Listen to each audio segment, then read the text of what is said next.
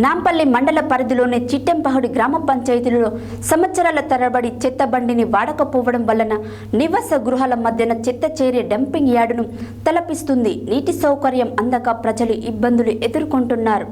గ్రామంలో 2 మిషన్ భగీరథ నీటి ట్యాంకులు ఉన్నప్పటికీ పురాతన నీటి ట్యాంకు మాత్రము ఉపయోగిస్తూ నూతనంగా నిర్మించిన నీటి ట్యాంకు ఉపయోగంలో లేదు. గ్రామ పంచాయతీలో ఒకవైపు త్రాగడానికి వాడుకోవడానికి మిషన్ భగీరథ నీటికే పరిమితమైన ప్రజలు ఇబ్బందులు ఎదుర్కొంటున్నారు.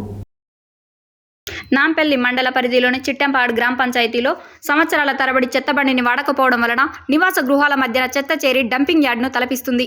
నీటి సౌకర్యం అందక ప్రజలు ఇబ్బందులు ఎదుర్కొంటున్నారు. గ్రామంలో 2 మిషన్ భగీరథ నీటి ట్యాంకులు ఉన్నప్పటికీ పురాతన నీటి ట్యాంకు మాత్రమే ఉపయోగిస్తూ నూతనంగా నిర్మించిన నీటి ట్యాంకు ఉపయోగంలో లేదు.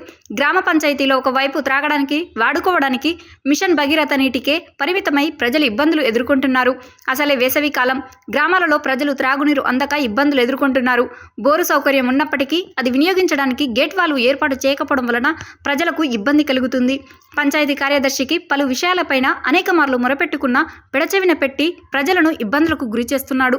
తెలంగాణ ప్రభుత్వం గ్రామ పంచాయతీల సర్పంచుల పదవీ కాలం ముగియడంతో ప్రత్యేక అధికారులను ఏర్పాటు చేసినప్పటికీ పట్టించుకునే నాదుడే లేక ప్రజల మొరను వినే నాదుడు కరువయ్యాడు. గ్రామ పంచాయతీలో లక్షల రూపాయలు వెచ్చించి కొనుగోలు చేసిన ట్రాక్టర్ ఉపయోగంలో లేదు. ట్యాంకర్ ఉన్నప్పటికీ కూడా కనీసం అవెన్యూ ప్లాంటేషన్కు నీరు అందించక ఎక్కడ నాటిన మొక్కలు అక్కడే చనిపోయాయి. అయినా పంచాయతీ కార్యదర్శి నిమ్మకు నీరెత్తినట్లు వ్యవహరిస్తున్నారు. గ్రామంలో ఉండాల్సిన పంచాయతీ సెక్రటరీ ఎక్కడి నుండో విధులకు చుట్టం చూపుగా వస్తూ గ్రామ ప్రజలకు అందుబాటులో లేకుండా ఇష్టారీతిగా వ్యవహరిస్తున్నారని గ్రామస్తులు ఆరోపించారు.